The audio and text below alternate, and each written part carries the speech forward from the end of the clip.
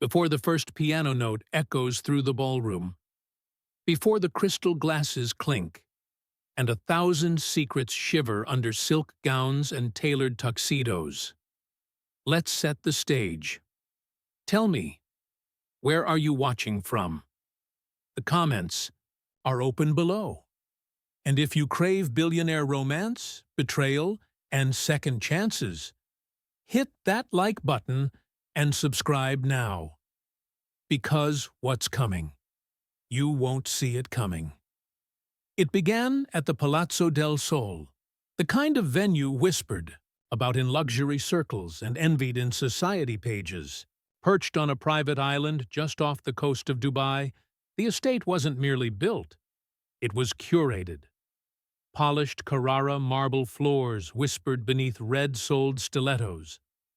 Glass chandeliers dangled like frozen fire, refracting the desert. Moonlight into 1,000 private dreams. The ballroom pulsed with slow jazz and guarded seduction. Servers in white gloves moved like shadows, ferrying flutes of Dom Perignon and trays of black pearl caviar. And at the heart of it all, a woman in a midnight blue gown, her back bare, her hands trembling just enough to betray her fear. Her name was Elara Vance.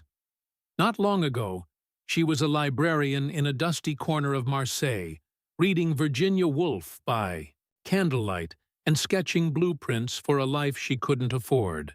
But tonight, under a borrowed name and beneath diamond lights, she was playing a dangerous game.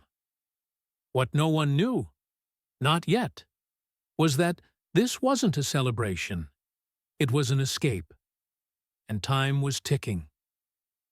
Across the room, every camera's gaze subtly leaned toward a man flanked by silence and gravitas. He didn't need an entourage. He was the entourage, Cassian Al-Hadid. Rumored to control over 18% of the global oil trade, worth $42 billion, give or take a jet, known for bulldozing markets, breaking boardrooms, and once outbidding a Saudi prince just to buy back the last painting his mother ever touched. But tonight, Cassian's sharp gaze wasn't on the French president or the tech billionaire's wife. It was on her, Elara, and he didn't even know her name yet. Not her real one, not the one she was running from, but something in her, something wild, defiant, and wounded, lit a quiet fire in his soul, like he'd seen her before, in a dream he'd once tried to forget. The string quartet changed keys, shifting to a mournful adagio, and in that single note, the whole night tilted, because someone else had just entered the ballroom. Someone Elara thought she'd escaped. 6 weeks earlier, the Marseille sun cracked the horizon in golden waves, spreading warmth over old stone streets and clay rooftops. Elara Vance tugged her scarf tighter as she unlocked the doors to the Belcourt Library, where silence was sacred and pages whispered ancient truths. She loved it here. Not because it paid well. She barely scraped together rent and her mother's medicine. Not because it was glamorous. Mold had conquered most of the history section, but because here, amid first editions and forgotten war journals, she could breathe. Her life had always been a balancing act, working 3 jobs to afford treatment for her ailing mother, dodging the debts her late father left behind, and protecting a secret that could destroy her family's already fragile legacy. Her dream? One day to open a restoration studio for rare books, to cradle lost stories in gloved hands, bringing history back from the brink. Quiet. Noble. Hers. But life, as ever, had other plans. A knock at the library's back door changed everything. She opened it to find a man in a steel-gray suit holding a briefcase that might as well have been a Pandora's box. Henri Duval, her father's former associate, now a ruthless asset manager for the European underground elite, the kind who turned bad debts into ruined lives. "Elara," he said, stepping into the dusty light. "You have your father's eyes." She didn't flinch. "And his enemies." He smiled like a shark, smooth and chilling. "Let's talk business." What Henry proposed wasn't a loan. It wasn't even blackmail. It was an arrangement, a handshake deal, illegal, immoral, and orchestrated to trap her in a gilded cage. In exchange for clearing her family's debts, she'd sign on as a proxy consultant to a money-laundering front operating out of Monaco. Fake invoices, shell charities, occasional yacht appearances. But the real price? Her freedom, her name, her soul. She slammed the door in his face, but it was too late. The next day, someone broke into her apartment. Not to steal, but to rearrange things. Her hard drives were wiped. Her passport was missing. Her mother's medication replaced with expired samples. The message was clear. Say yes, or watch everything you love burn. She called the police. They never showed up. She called her friend, Celeste, the only person she truly trusted. "We need to get you out," Celeste whispered through a burner phone. "Where? How?" "There's a gala in Dubai. You'll go under my name, as a translator, just for one night, long enough to slip away." Elara hesitated. Everything about the plan felt like a heist scene from an art film, but she had no other choice. She dyed her hair, learned Celeste's accent, memorized diplomatic phrases in 5 languages, and 4 days later, she boarded a chartered Gulfstream G650 bound for the United Arab Emirates, wearing a dress stitched with hope and desperation. She didn't know what she'd find, only what she was leaving behind, and what she refused to become. Dirty Horde Ballroom, that night, was the final page of a chapter she didn't mean to write. And what waited at the end of it? She couldn't even guess. But as Henri Duval entered the room, flanked by men with discreet earpieces and eyes like razors, she knew he'd followed her. And he wasn't here to negotiate. The moment Henri Duval stepped onto the marble floor of the Palazzo del Sol ballroom, Elara felt it in her spine, that subtle tightening of the air. The way time tilted. She turned slowly from the velvet-draped balcony. Her eyes met his, cold, smug, cornered prey. He raised a champagne flute, as if to toast her downfall. Panic flared beneath her ribs, but her face remained composed. Celeste Devereaux, diplomat's daughter, multilingual envoy, didn't blink. She wove through the crowd like a shadow, her heels silent on the polished floor. She needed to disappear. Now. But as she approached the far corridor, a voice, low, smooth, unmistakable, cut through the din. Leaving already, she froze, turned, and met the storm-gray eyes of Cassian Al-Hadid. In person, the man was even more devastating than his Forbes profile. Broad shoulders, wrapped in a midnight black tuxedo, sharp cheekbones softened only by the flicker of interest behind his stare. Every inch of him radiated calculated control. And something else. Danger. He glanced behind her, where Henri had begun to follow.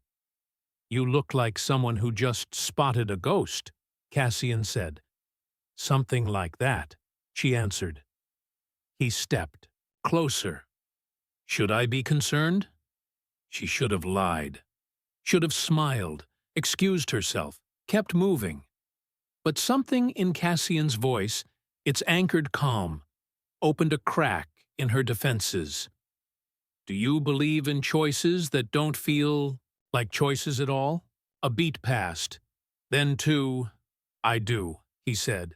Then, come with me.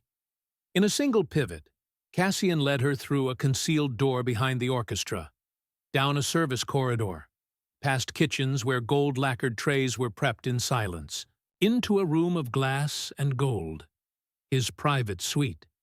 He poured 2 drinks without asking. Scotch for him, sparkling water for her, then turned.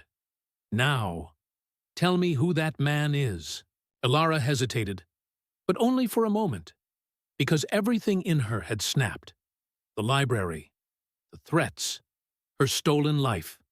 So she told him, not her full name, not yet, but the truth of the arrangement, the laundering, the threats, the escape plan, all of it. And Cassian? He didn't interrupt once. When she finished, he placed his glass down with quiet precision and said the 4 words that would change her life. I will fix this. What? Henri Duval works with intermediaries in Luxembourg, Cassian replied, already pulling up names on a private tablet. His offshore files have threads that cross mine. I'll cut them. But why? He met her gaze. I know what it is to be cornered, and I know what it costs to pretend you're not. She swallowed hard. But I don't even know your name. Cassian. A pause. Cassian Al-Hadid. Her eyes widened. The Cassian. His smile was tired. Unfortunately. Before she could answer, the suite door rattled. Cassian, a bodyguard called through. We have an issue. Duval just approached the UAE minister's wife. Cassian's eyes darkened. He's leveraging diplomacy. He turned to Elara. You're not safe here. I can get you out. She backed away. You don't know me. Why risk? But Cassian had already made the call, and within minutes, she was slipping into the back of a black SUV under his private crest, speeding away into the Dubai night. Her world had just tilted. But toward what? Would you have gone with Cassian, or faced Henri head-on? Drop your take in the comments. Subscribe, because what Cassian does next, it breaks all his rules. Cassian's desert estate, Zara House, was unlike anything Elara had ever seen. Nestled at the edge of the empty quarter, the compound was a harmony of Arabian tradition and brutalist modernism. Stone arches met glass walls, mosaic fountains gurgled beneath open skies, and in its guest suite, walls painted in calming ochre, windows draped in silk, Elara collapsed into a world she didn't trust. Because this wasn't safety. It was pause. She still had no passport, no real identity, and no idea why a billionaire would shelter her from men like Henri. She curled under the linen sheets, finally letting tears fall. Morning came with soft knocks and breakfast on a tray. Fruit, tea, a handwritten note. When you're ready, the garden is open. There are no cameras, no pressure. See, she didn't trust it, but she wanted to. Later, dressed in borrowed linen and barefoot on tiled steps, she found him pruning a single white rose in a desert garden. Cassian Al-Hadid, oil titan, had soil under his fingernails.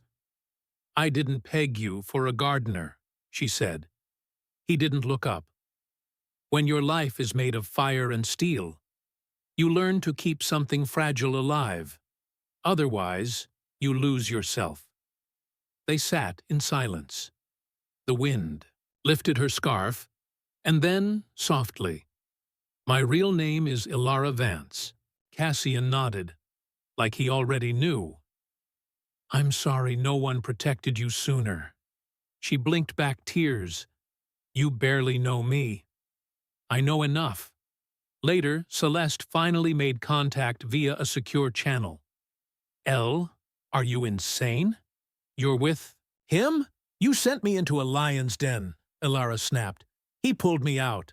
"Yeah, and billionaires always help damsels without expecting anything." Elara hesitated, because that was the question, wasn't it? What did Cassian want? That night, she wandered Zara House, found a study, old maps, books in Arabic, French, English, a hand-drawn sketch of a young girl, framed. She traced the frame with shaking fingers. Behind her, Cassian spoke. "My sister, Amira. She died when I was 17. Elara turned. "I'm sorry." He nodded. "She wanted to be a cartographer. I keep her maps here, so I never forget the world she dreamed of." Ilara's breath caught, because for the first time in years, she didn't feel alone. Cassian received a call just before dawn. From an informant, Henri Duval had not backed off. Instead, he'd leveraged Ilara's forged identity to paint Cassian himself as an accomplice to financial fraud. Interpol inquiries had begun. Discreet, but real. He stormed into the East Wing. "Elara, we need to talk." She rose from the floor, still in sleepwear. "What happened?" "They're coming for me, using you to get to me." She paled. "I'm sorry. I never meant—" He cut her off. "I don't regret helping you. But this won't go away unless we prove you were coerced. And that means we go public." She staggered back. "No, Elara. No! My face, my name. It'll expose my mother. The clinic. Everything." He stepped forward. "I'll protect you." "How can you promise that?" "Because I've destroyed men like Duval before." She shook her head. "I don't want to be another story in your empire." A long pause, then softly. "You're not." Later, Cassian sat alone in his war room, watching the live feeds. She appeared on one, walking alone in the garden. Hands clenched. Wind rising. He turned the screen off. Something in his chest twisted. He wasn't supposed to care. Not again. But the truth was clear now. She wasn't just a liability. She was his turning point. What do you think Cassian should do next? Go public or go underground? Let us know below. And don't forget to like and subscribe. Scene 6 brings the family, the press, and a betrayal no one saw coming. The dawn after Cassian's war room discovery came too soon. Elara awoke to a strange hush. No bird song, no kitchen bustle, only the desert wind whispering through Zara House's latticed windows. She dressed quickly, each garment a borrowed layer of safety. But when she stepped into the hallway, she found Cassian already awake, standing before the massive bronze doors of his inner sanctum. His face was as unyielding as carved obsidian. "Elara," he said without turning. Her heart stuttered. "What is it?" He pushed open the doors and ushered her inside. The council room was vast, a 50-foot oval table of dark teak, surrounded by chairs upholstered in muted saffron. At the far end, a panoramic window framed the empty quarter's endless dunes under a pale sky. Around the table stood 5 figures, Cassian's inner circle of advisors: Marwan Saeed, Chief Operating Officer, a lean man whose hawk eyes missed nothing; Dr. Leah Chen, Head of Compliance, brilliant in black-rimmed glasses, her notebook open to a page scrawled with offshore shell names; Rahim Othman, Security Director, arms crossed, build of a mountain, his expression unreadable; Sabine Duclair, PR strategist from Paris, lipstick exactly the color of fresh rose petals, phone buzzing; Imran Al-Hadid, Cassian's younger cousin, heir apparent to a division of the empire, his face taut with restrained outrage. Cassian closed the doors behind Elara. "Everyone," he announced, voice resonant. "We have a problem." The leak had gone live overnight. An anonymous source had published documents tying Cassian's holding companies to a series of shell firms in Luxembourg, firms whose activity coincided exactly with Henri Duval's laundering network. Headlines would read, "Oil Kingpin Accused of Financing Criminal Syndicate." Marwan flicked through a digital dossier projected on the table's surface. The source is credible. The IP traces back to Geneva, but the author remains unknown. Dr. Chen tapped her pen. Interpol has issued a discreet request for information. It won't force an immediate raid, but it will freeze assets tied to the alleged shell companies. Rahim's fingers drummed the tabletop. "I advise immediate relocation of all liquid assets and increased security for Mrs. Vance," Sabine exhaled. "Our leaks team estimates social media will be ablaze by noon. This will go viral in hours. We need a statement." Imran stood. "This is sabotage. Someone inside our ranks must be selling us out." Cassian held up a hand. His gaze found Elara. "She's innocent," he said, voice thick. "All of this started because of her." Fugitive. Advisors exchanged glances, some skeptical, some sympathetic. Once the meeting dissolved into whispered tasks, Cassian guided Elara out onto the terrace. Below, servant paths wound around a rose garden that bloomed against impossible odds. She turned to him. "I told you. I can't be the reason your empire trembles." He leaned against the stone balustrade. "You aren't. This is Duval's doing. He's trying to draw me out by using you as bait." She stared at the horizon. "So what now?" He reached for her hand. "We go on offense, full disclosure," she laughed bitterly. "You want to hold a press conference? Admit you sheltered a fugitive? You'll look weak." He tightened his grip, not harshly, but with purpose. "No, I'll look honest, vulnerable." "And right!" Elara stepped back, startled. "Vulnerable? Cassian Al-Hadid? The man who never bowed? Who never showed emotion?" Inside his private study, walls lined with rare manuscripts and maps once drawn by his late sister, Cassian began typing. On screen, a draft statement appeared. "Today, I confirm I arranged safe haven for Ms. Elara Vance. Under false identity, she fled threats orchestrated by Henri Duval, a criminal financier. I stand by her claim of coercion and have initiated legal action to dismantle Duval's network. Let this be a call for justice."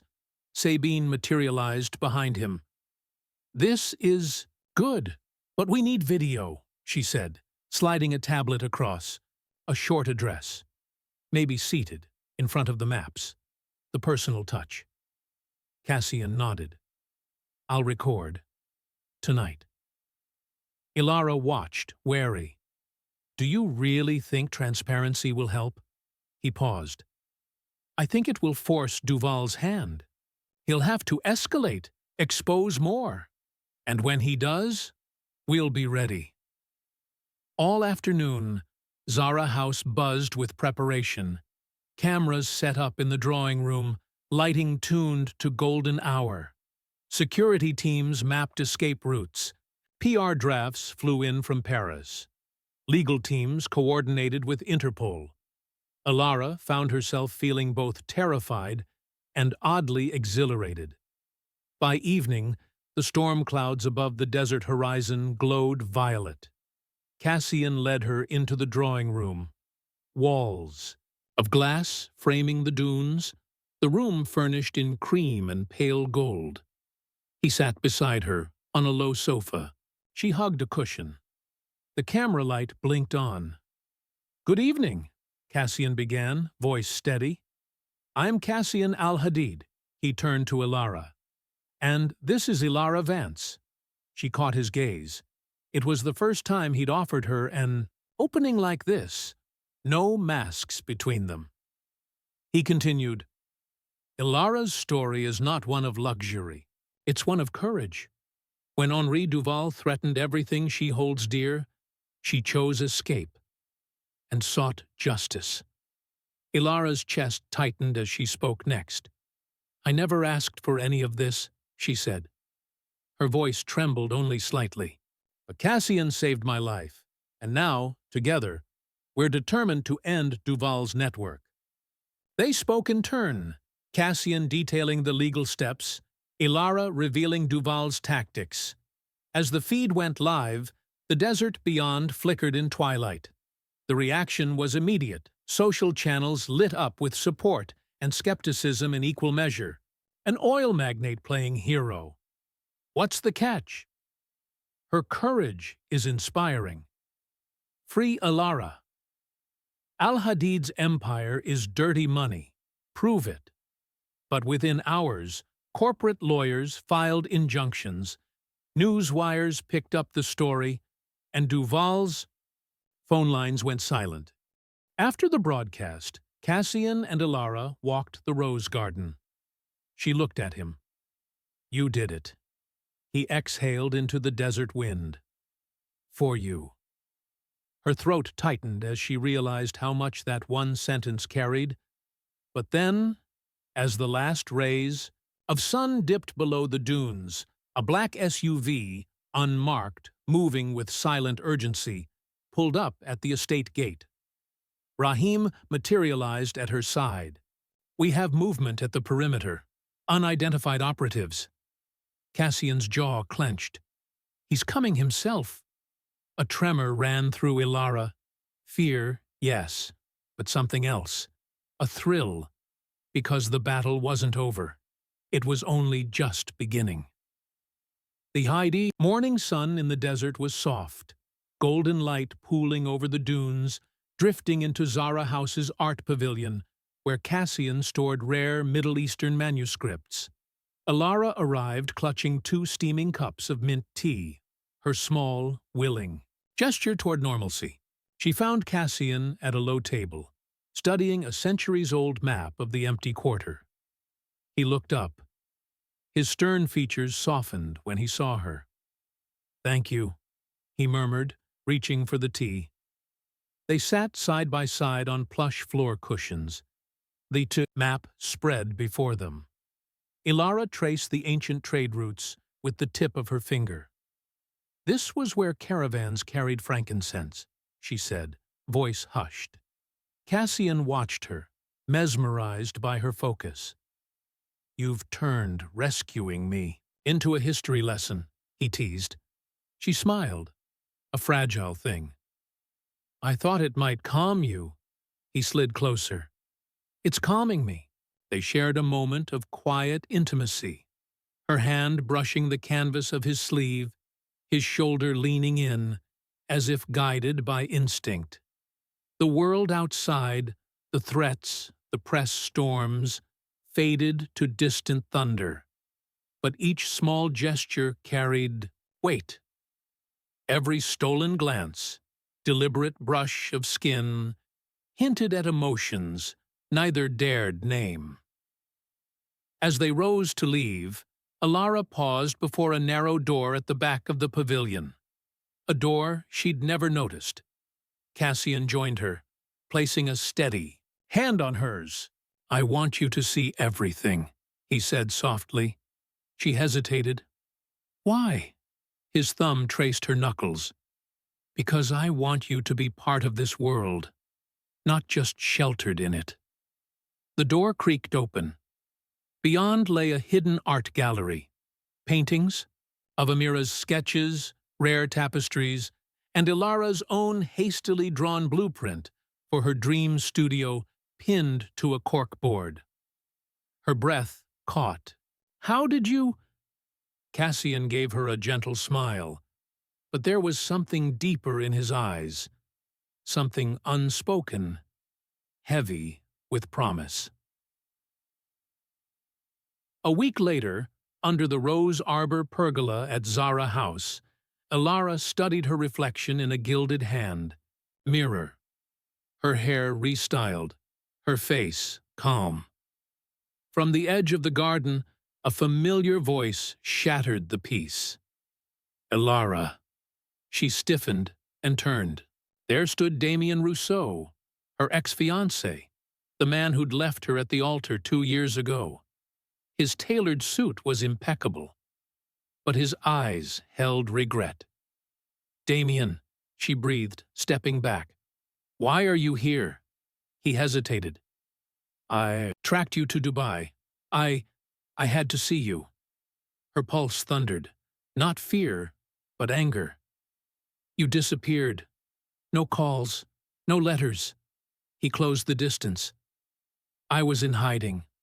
My father's debts. I owed everything to Duval." Her eyes widened. "You knew him?" He nodded, painful truth in his gaze. "He threatened my family. I had no choice." Memories surged, the glittering chapel, the promise of forever, and the cold betrayal that followed. She clenched the mirror. "You ran. You left me to deal. Alone." Damien's voice cracked. "I'm so sorry. But I came to help. I know Duval's fixer. I can get us close to him." Elara stared. Half of her wanted to refuse. Damn this man who'd hurt her. Half saw an opportunity to end Duval's reign. Before she could answer, Cassian emerged from the house. His gaze flicked to Damien. Recognition, then calm control. "Mr. Rousseau," Cassian said, voice polite but icy. "I wasn't aware you two knew each other." Damien swallowed. "I told her. My father's debts were his leverage." Cassian's eyes narrowed. "That makes this personal." Elara stepped between them. "This ends now. Damien, go home." He hesitated, pain flickering, then turned and walked away, each step echoing betrayal. She watched him go, her heart both heavier and strangely lighter. 3 days later, the Dubai International Conference Center hummed with anticipation. A gleaming stage bore 2 podiums, one for Cassian, one for the head of Interpol. Rows of press seats were packed. Cameras lined the back wall like silent sentinels. Elara sat in the front row, heart hammering. Win or lose, tonight would define her future. Cassian strode onto the stage, flanked by legal counsel. His black tux shimmered under the floodlights. He gave Elara a fleeting nod before facing the microphones. "Good evening," he began, voice resonant. "Today, I present new evidence on the Duval network, a network that stretches from Marseille to Monaco and threatens the stability of global finance." He clicked a remote. A massive screen lit up. Wire transfers, email chains, compromised passports, irrefutable proof. Murmurs rippled through the hall. Journalists scribbled frantic notes. Cassian motioned to Dr. Leah Chen at his side. She stepped forward, her calm clarity explaining each document. Shell corporations, coded bank records, intercepted messages. Then he handed the podium to the head of Interpol, Director Sofia Martinez, whose stern gaze held the room in thrall. "Effective immediately," Martinez announced. "We are freezing all assets linked to Duval and issuing arrest warrants for all involved." Applause thundered. Cameras flashed. Elara released a breath she'd been holding. Justice had tilted in her favor. But as the press conference broke into chaos, reporters clamoring for questions, a single voice rang out. "What about the young woman at the center of this? Ms. Vance, do you regret taking refuge with Mr. Al-Hadid?" Elara felt every eye turn. Her pulse spiked. She stood. "Regret?" she echoed, voice trembling only slightly. "I did what I had to do, to save my mother, to survive. Mr. Al-Hadid offered sanctuary when no one else would, and together we chose truth." Silence. Then a swell of camera shutters. Cassian watched her, pride and something deeper gleaming in his eyes. But from the back of the room, a familiar figure emerged. Henri Duval, hands cuffed, glare wild, escorted by Interpol agents. He spat at Cassian. "You'll pay, Al-Hadid. You ruined me." Cassian remained stoic. Ilara's cheek tightened. This chapter was closed. Yet, as Duval was led away, she realized her life would never be the same. And that realization carried its own thrill and terror. Under the cenotaph of desert stars, Zara House's gardens glowed in lantern light. Cassian had arranged a private celebration. Soft music drifting through olive trees, low tables, bearing Moroccan pastries. Elara emerged onto the terrace, dressed in a flowing white gown that caught moonlight. She found Cassian waiting by a pool reflecting the night sky. He stepped forward, unveiling a small velvet box. "Elara Vance," he said, voice husky with emotion. Her breath caught. He opened the box to reveal a ring, its band engraved with an ancient Arabic phrase, "Always sanctuary." A single pearl rested at its center. "I promised I'd fix things," he continued, "but you fixed me." Tears shimmered in her eyes. "I never asked," he shook his head. "You asked by trusting me." He slid the ring onto her finger. It fit perfectly. They stood in silence, rain of lantern glow around them. Then, softly, Cassian whispered, "Stay." Elara pressed her forehead to his. "Always." A distant owl called. The world felt hushed, suspended in that fragile moment of two souls finding refuge in each other. But before they could speak again, Celeste appeared with news. Interpol had uncovered Duval's final accounts, enough evidence to indict his remaining partners. It was over. Cassian pulled Elara close, his arms a fortress. She closed her eyes, letting relief wash over her.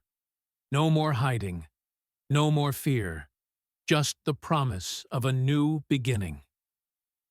6 months later, Marseille's Bellecour Library had a new wing, the Vance Restoration Atelier.